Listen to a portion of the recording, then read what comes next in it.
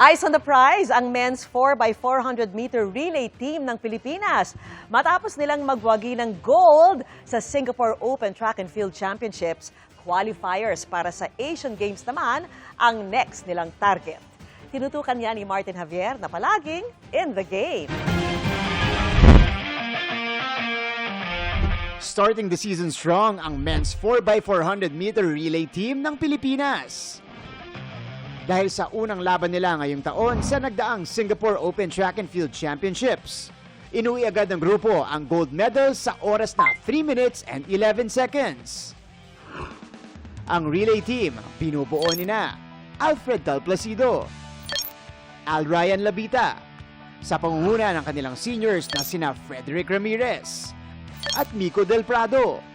Ang team, nasa ilalim ng coaching ni Isidro Del Prado, ang 4 na dekada ng national record holder para sa 400-meter dash. Sa awa ng Diyos, na naman natin yung gold medal.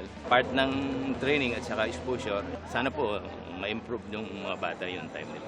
Ang 4x400 relay, binubuo ng 4 na runners. Bawat isa tatakbuhin ang buong oval o 400 meters.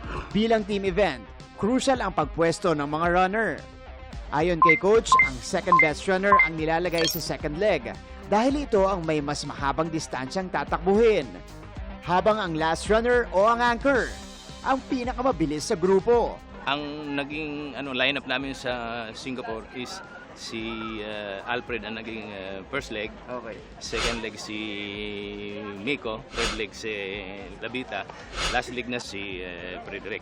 At that time, hindi naman yung sobrang pressure pero nandun pa rin yung aim na hindi ko na ibibigay, parang gano'n. Pinakamalaga na ginawa namin is before talaga mag-start yung mga competitions namin is binibuild namin yung kung gaano mangyayari yung pressure. In-explain namin na may tulakan, may hawian, may sikuhan na nangyayari during in-games. Naghahanda na ang grupo para sa Asian Relay Championships na gaganapin sa China sa darating na June. Ito ang magsisilbing qualifier sa inaabangang Asian Games ngayong taon.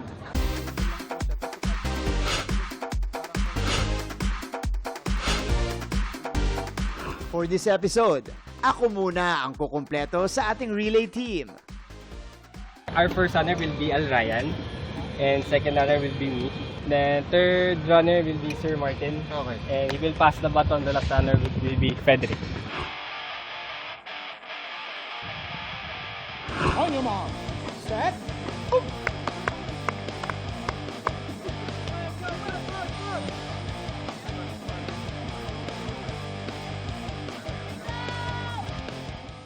Guys, ito yata yung pinakamabilis ko na 400 meters.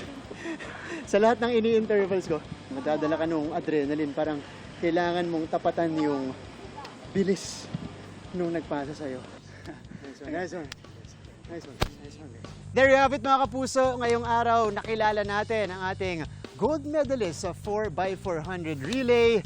Siyempre, naging parte rin tayo just for today ng team at na-experience natin yung buong race. So once again, this has been Martin Javier, Frederick Ramirez, Mico Del Prado. Ryan Labita.